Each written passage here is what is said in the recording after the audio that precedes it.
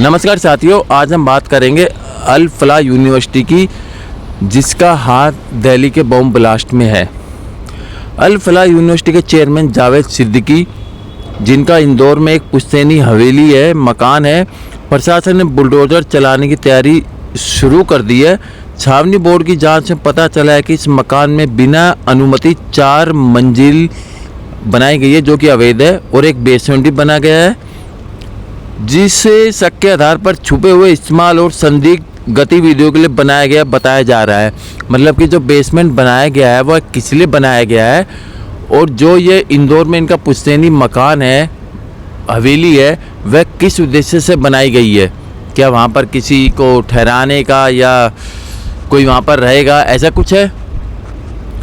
इस पूरे विवाद के बीच एजेंसियां उन डॉक्टरों को भी जांच कर रही है जिनका नाम अल फलाह यूनिवर्सिटी से जुड़े मॉड्यूल में सामने आया है, और जिन पर संदिग्ध संपर्कों व फर्जी गतिविधियों में शामिल होने के आरोप जांच के दायरे में हैं।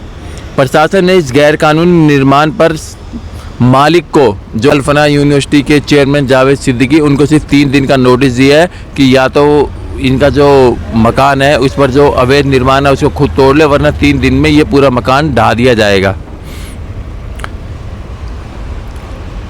प्रशासन ने इस गैरकानूनी निर्माण पर मालिक को सिर्फ 3 दिन का नोटिस दिया है, नहीं हटाया तो सीधी बुलडोजर कार्रवाई होगी। वहीं जावेद सिद्दीकी पहले से ही ईडी की मनी लॉन्ड्रिंग और गंभीर आरोपों वाली जांच में फंसे हैं, जिससे यूनिवर्सिटी का विवाद अब उनके पारिवारिक घर और उससे जुड़ी सभी गतिविधियों तक पहुंच गया है।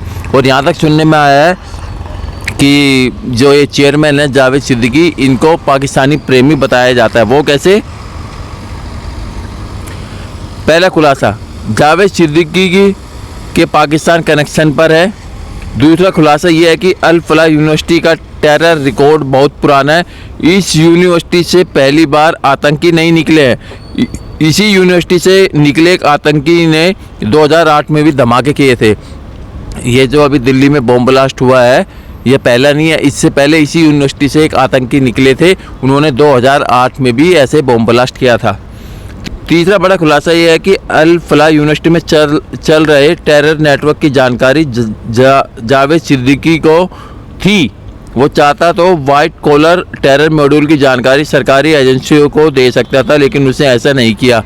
मतलब ये कि अगर आपके आसपास कोई ऐसी असामाजिक गतिविधियां हो रही हो जिसमें आपको शक हो, तो आपका सबसे पहले फ़र्ज़ बनता है हिंदुस्तानी होने के नाते कि आप ऐसी गतिविधि की सूचना पुलिस को दे या प्रशासन को दे। लेकिन जो भी ये बॉम्ब ब्लास्ट हुआ दिल्ली में, इसकी जानकारी अल फलाह यूनिवर्सिटी के चेयरमैन सिद्दीकी को थी, लेकिन उन्होंने इसकी जानकारी एजेंसियों को नहीं दी, तो जिससे ये शक के कटघरे में आ गया ना। एक तरह से देशद्रोही है ये देशद्रोह है एक तरह का, कि आपको पता है बॉम्ब ब्लास्ट होने वाला है और आपने सरकारी एजेंसियों को सूचित नहीं किया। चौथा खुलासा ये है कि सातिर जवाद सिद्दीकी ने मध्य प्रदेश में एक महलनुमा घर भी बनाया था। जवाद का परिवार मऊ में नहीं रहता था, इसलिए सवाल ये है कि महल उसने किसके लिए बनवाया था।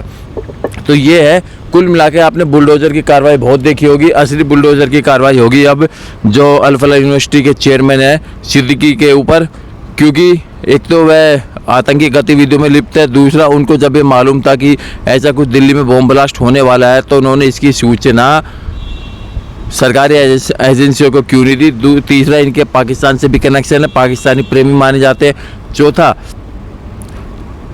जो इन्होंने महल नुमा घर बनवा रखा है इंदौर में, वह किसके लिए बनवा रखा है, उसमें तहखाना किस लिए है। इसका मतलब कुछ ना कुछ ऐसी गतिविधियाँ जो असामाजिक को वो एजेंसियों को हाथ लगी है, तभी उन्होंने इनको शक के घेरे में लिया, इन पर कार्रवाई बैठाई है। ईडी पहले इन पर कार्रवाई कर रही है मनी लॉन्ड्रिंग के केस में।